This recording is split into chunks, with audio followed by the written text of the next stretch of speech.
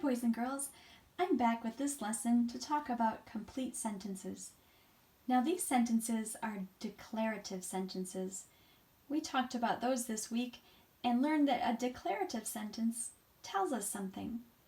It's not like the sentences we talked about a few weeks ago that ask a question.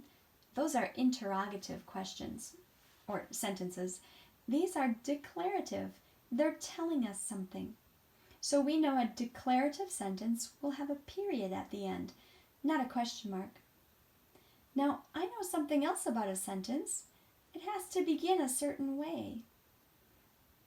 Right, it has to begin with an uppercase letter.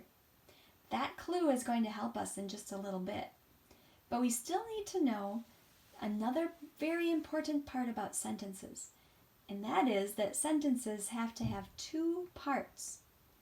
My sentences have two parts, but they're all mixed up. I was hoping you could help me put them back together again. So a sentence has to have two parts. Do you remember what two parts they have to have? Oh, that's right. Good for you to remember. Every sentence has to have a naming part. Yes, that's right. And a telling part. So let's see if we can put these sentences back together again, because I know this doesn't make sense at all. Has lots of dust got hot dogs? No, that doesn't go together. Well, I see a small letter here and a lowercase letter here. I know this is not the beginning of that sentence. What's that you say? Oh, you have good eyes. You are right. There's a period at the end too. That tells me this is the last part of the sentence. Usually the last part of the sentence is the telling part. All right. What was that? Oh, what letter? Oh, the D. It is an uppercase letter. That must be what part of a sentence? Yes, the naming part. I'm going to leave that part right there. And this one is lowercase. And what else? Oh, you're right. A period is over there. This must be a telling part. Let's put this on the other side. I'm running out of space. Oh, you're right. There's an uppercase A. I bet that's a naming part. And an uppercase D. All right, now let's see if we can put these things together. Well, these two are side by side. Let's give it a try. Read it with me. The big bus fell off the bus. The big bus fell off the bus. Wait a minute, that doesn't make sense.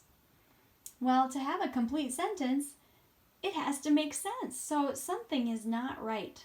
These two don't go together. What could we find to match the big bus? Let's look at our telling parts. The big bus is our naming part. We already know fell off the bus does not make sense. Has lots of dust. Has lots of dust. Let's see if that works.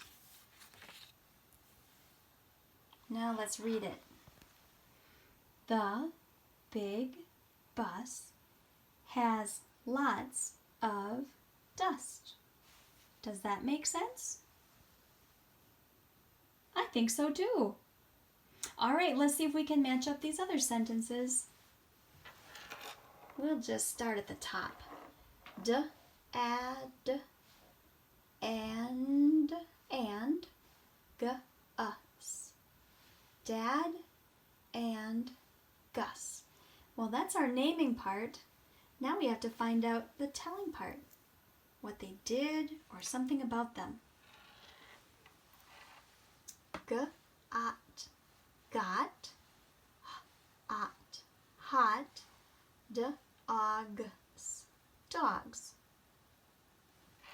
Got, hot, dogs. Let's see if that makes sense. Dad and Gus got hot dogs. Do we have a naming part? What's the naming part? Dad and Gus or got hot dogs? Right. Dad and Gus is our naming part, and the telling part is what they did or something about them. But since Dad and Gus got hot dogs, we know the telling part is something they did. All right, well, let's see if this makes sense. We've got a naming part and a telling part. Is there an uppercase letter at the beginning? Good. How about a period at the end? Yep, there is. All right, let's do some reading. A flag, flag, fell, off, the bus. A flag fell off the bus. What's the naming part? Right, a flag. That's what we're talking about. And what about the flag?